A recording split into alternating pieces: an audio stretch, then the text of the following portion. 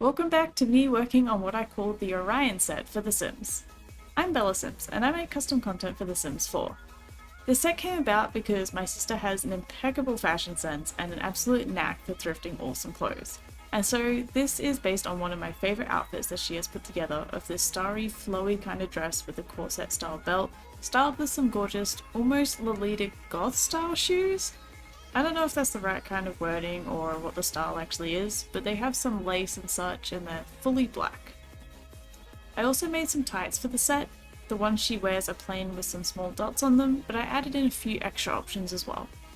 The last thing in the set is a set of some asymmetrical piercings. Originally, my sister had just suggested that I create the shoes back at the start of 2021, but when I got around to working on them, I just had to make the full set, kind of as a surprise for her. I just used a base for the shoe because I had made plenty of boots in the past, and I've gotten to a point where I'm just happy with the base that I've made. So I just tweak and adjust it to be how I want and move on to the extra accessories like the bow, the lace, and the zipper. By now you would think I have a base to use for the laces as well, so I don't have to keep making them each time, but I don't, and I must live with my mistakes. Another mistake was me not muting my Discord while I recorded this, so you'll just have to excuse the pop-up messages, though I am covering most of them. I had just set up my Simlet Discord server and I was having fun chatting while I was making this. Custom content is sometimes just a zone out process for me, so I always have a podcast or a live stream to keep me entertained while I work. Super professional YouTuber here, but I had to switch microphones halfway through recording this voiceover, so I probably sound a little bit different. The laces probably took the most fiddling and fine-tuning to get right, so I still need to find a method that works well for me and maybe doesn't look quite so flat. I have a few ideas in mind, I just need to try them out. Texturing also isn't anything too special. I block out the main shapes that I want and the seams and such, and then I shade each of those pieces to give them some depth from each other. After I finished with the entire base shape, I added the lace texture in Photoshop to the area that I wanted it to be. The set as a whole ended up being one of the most liked releases for all of 2021, only behind the Fairy Wings set, the Squishmallows, and the Mushroom Hats, which were all super popular. On top of that, I only released the set at the end of November, so I think that's saying something. I don't want to say that it was just the shoes that did it, but I think the shoes are my favourite part of the whole set. Do you have a favourite piece from the set as well? Because I'd love to know.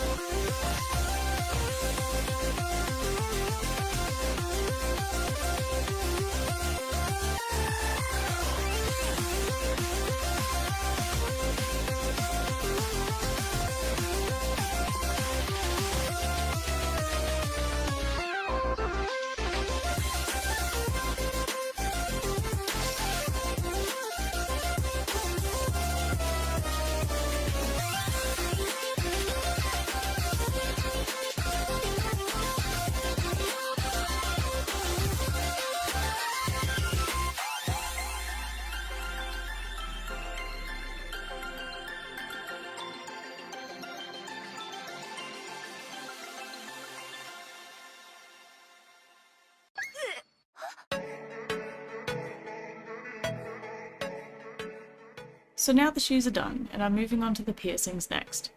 I just broke each one down into basic shapes and then arranged them afterwards, rather than trying to work around the ear on a weird axis. I had to fake it a bit with the industrial piercing. In the end, it doesn't actually look curved, but I needed to bend it around so that way you can see it over the ear itself.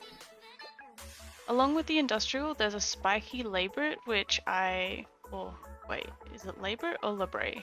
I actually don't know, but I just modified that from the industrial, did some basic rings and a small plug. Most of the piercings are just on the left side only, but the plug is mirrored on the right side as well. It's probably one of the simplest things in the set, so there's not too much to say about them.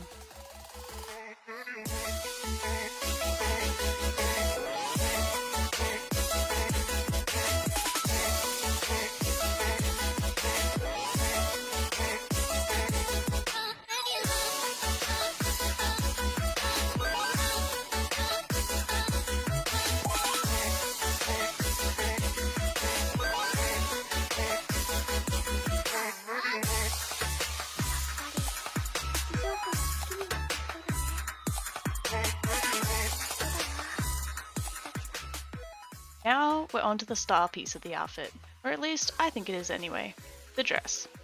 I started off with my usual technique of extruding out faces along the body with a combination of face snapping and a shrink wrap modifier.